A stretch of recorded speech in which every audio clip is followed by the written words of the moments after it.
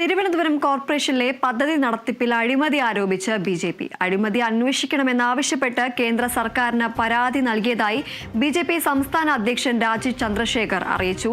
നഗരവകുപ്പ് മന്ത്രാലയത്തിനും ആഭ്യന്തര മന്ത്രാലയത്തിനുമാണ് പരാതി നൽകിയത്. തിരുവനന്തപുരത്ത് 20,000 കോടി രൂപ ചെലവാക്കിയെന്നാണ് CPIM പറയുന്നത്. എന്നിട്ടും മാലിന്യ പ്രശ്നം പരിഹരിക്കാനായില്ലെന്നും രാജീവ് ചന്ദ്രശേഖർ പറയുന്നു.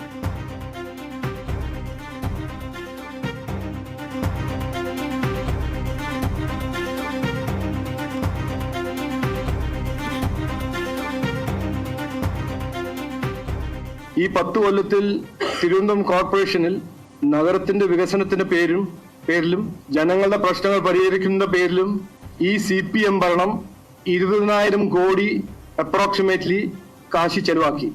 പക്ഷേ ഇതെല്ലാം ചെലവാക്കിയിട്ടും എന്തുകൊണ്ട് ഇന്ന് നമ്മുടെ നഗരത്തിൽ ഒരു വികസനമില്ലായ്മ എന്നാണ് ജനങ്ങൾ പറയുന്നത്? എന്തുകൊണ്ട് ഇന്നും മാലിന്യം പ്രശ്നം, സുവേജ് പ്രശ്നം, ഡ്രെയിനേജ് പ്രശ്നം, നല്ല റോഡിന്റെ പ്രശ്നം ഇതുവരെ ചെയ്യാൻ കഴിയാത്തൊരു സ്ഥിതി എന്തുകൊണ്ട് എന്ന് ഒരു ചോദ്യം ഞങ്ങൾ മിനിസ്ട്രി ഓഫ് അർബൻ ഡെവലപ്മെന്റും ministry of home government of India ഒരു പരാതി അയച്ചിട്ടുണ്ട്.